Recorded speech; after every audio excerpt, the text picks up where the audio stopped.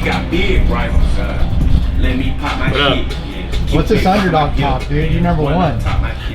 Yeah, I'm number one, but I guess I gotta do it. Hopefully do it again, but yeah, I just feel like feel like people aren't counting on you, or no, I'm not saying people aren't counting on me, but I mean, I think that people think, like, obviously Tomac won a lot of races last year, so they think he's like still the guy coming in, which is respectable, you know. I'm not saying I'm the underdog in the fact of not being outside the top 3 or anything, but yeah, so I think hopefully I'll be good enough to battle with all these top guys, but you know, between Barsha, Roxon, Marvin, and Tomac, they're all gamers. So when we race, we're all going to be battling. What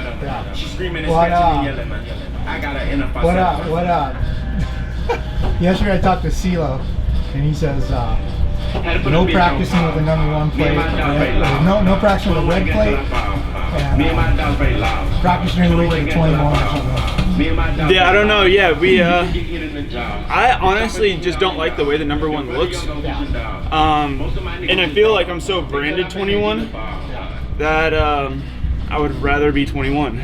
Like I would honestly, if we weren't forced to run the #1 plate, I wouldn't. Yeah. How are you doing your autographs this year? I still ride 21. Do you? Yeah. Yeah. Not the champ? Yeah, I'm 21. I'm just my number's my rank now. Yeah. How'd you choose 21? 21 kind of just came up like early in my career because I had it like as just like a number from like doing decent. So you want to change the song? No. You're good. But yeah, so it kind of came up, and then I kind of just I'm branded 21, you know. Yeah. And I kind of went through like a lot of the hard times in my career while being 21, like trying to just be successful. Yeah. So I think it's like been with me like pretty early, and then I lost it for a year whenever I won my West Coast Championship, and then I was like took it back right away because I wanted to be 21. Cool. Well, thoughts about the track here? Seems like a big track ran on one. I think the track's pretty good. It's rhythm and stuff's always going to be the same, basic little stuff. But as far as like the track and everything, I think that the whoops are going to be pretty mellow, but I think it's going to be muddy, so we'll find out. Yeah, so it's not supposed to start raining until 4 or so? Yeah. So how do you think the track will shape up as a track that's getting rained on while you're racing rather than a mud bog to start? Yeah, it's not going to be a mud bog to start. I think it's going to be sick this morning, so we'll find out. I'm excited. Let's see how it goes. Have a good time though, first of all. Good luck, buddy. Thank you. So CeeLo, the sky's finally opened up. Are you going to do anything to the bike to prepare for the wet weather? Most definitely. Depending on how the track sets up with the rain and everything will depend on our setup change.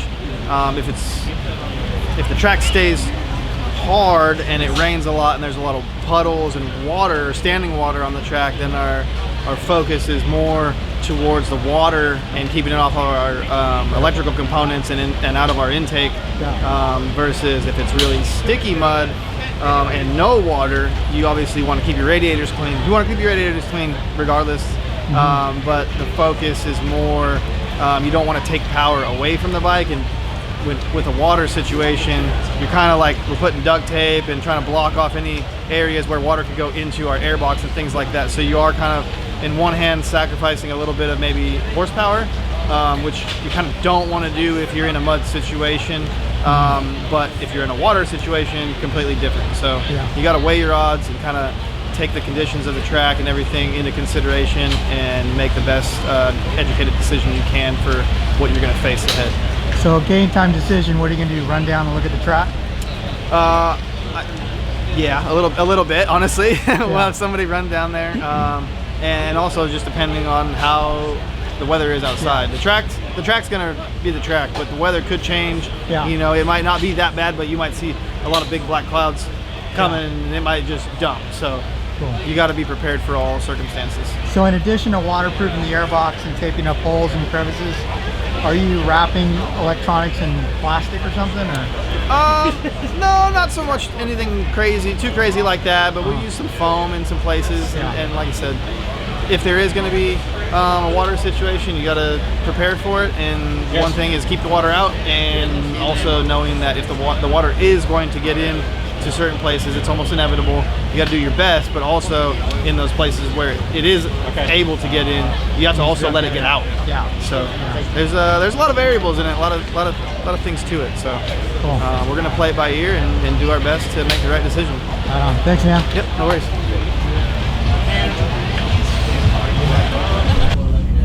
I'll actually eat. Hey, Timekeeper. time master. Time master. Yeah, Timex. You're helping out the team this year. Yeah, mostly with fashion advice though. As you can see, I'm very well dressed. Yeah. No, like you were just asking Cole, do you want me to watch for anything? I mean, so veteran with plenty of race wins and experience.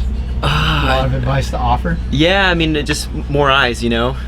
These guys are obviously they're the best in the world, so you know, if I can just find any little bits of advice and anything that they want to see, I'm there for eyes. So Feel good to be back at the races?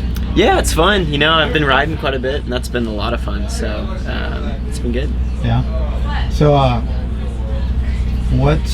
what's Trey Kennard's life like now? You sold the place in Oklahoma, right? Yeah, one house, 2 cars, 1 dog. So where are you riding then? At Raynard's? Raynard's, yeah, it's pretty close to me. It's a good spot. So. Who bought your place?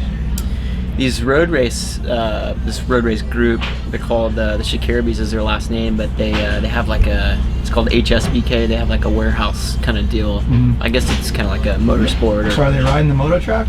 No, actually, Greg Albertson is kind of managing that, and he runs the schools and stuff out of there. So it's cool to see they're still going. Nice. It's nice to see you, dude. Yeah, you too. What do you have to say? No, oh no. Huh? Look at that. Dude, how pumped were you to get that phone call? It was good. Yeah, it was awesome. I was actually just flying home to Iowa for the holidays, and Jeff gave me a call, and we worked things out pretty much while I was in the airport. So yeah, it was awesome. So it's probably a pretty easy transition for you back to the bike. Yeah, for sure. The bike has actually changed a lot since the last time I rode it, but all for the better. And the bike's been awesome. I got 5 days on it, so yeah, we're ready coming into tonight. Yeah, I was going to ask you if you just went straight back to your season end settings, but you answered them, so it's a lot different. Yeah, it's a lot different. I kind of went based off of kind of what Christian and Chase had set up, and made a few tweaks here and there, and yeah, we got it really good. Cool. I heard you have like a kooky ass roommate. Oh, he's out of his mind. Everyone knows he is. Hey, Ray. So, Yeah, are you he's worried something that else, but he's a good dude. Are you worried that your stuff's gonna get stolen living at Ray's house? No, I'm not too stressed. Like, I drive a $1,000 Volkswagen Golf, and I get to actually park it inside the garage because I don't have a parking pass, so my stuff's safe. Well, you know, he leaves the garage open all night, so. Oh yeah, he tried blaming me for leaving the garage open one time, but I didn't leave it open, so I don't know. Nice. Cool. Well, what are you aiming for tonight then? I'm aiming to make myself proud each time I come off the track and be happy with my rides. Dude, ride like you did in Europe. Yeah, that's right. Good luck. Thank you. What is the tire of choice at the moment? Tire of choice here is going to be the MX-33 Oh, best tire made. by far. What if it starts raining? If it starts raining, the track, the base is going to be fairly hard still. So the good thing about the MX-33 tire is it's really good in all conditions. So 90% of them will stick with that tire still. Okay. So what about pressure? Front and rear right now. Pressure front and rear, we're recommending 13 in the front, 12 and a half in the rear. If it gets a little bit wet and muddy, we might drop it a little bit, but with all the forces that these guys put on the suspension and tires, you got to keep it a little bit higher. Yeah. So is there anyone that rides for Dunlop that's running a out there tire, like not the 33? No, everybody's on the 33. pretty well, yeah. I mean, now, is everyone running a spec 33 now, or are there still work tires that you guys are providing to the top end team? they're all basically based off of the MX-33 tire. Okay. Right on. See you, buddy. Tried to catch me on that one, dude.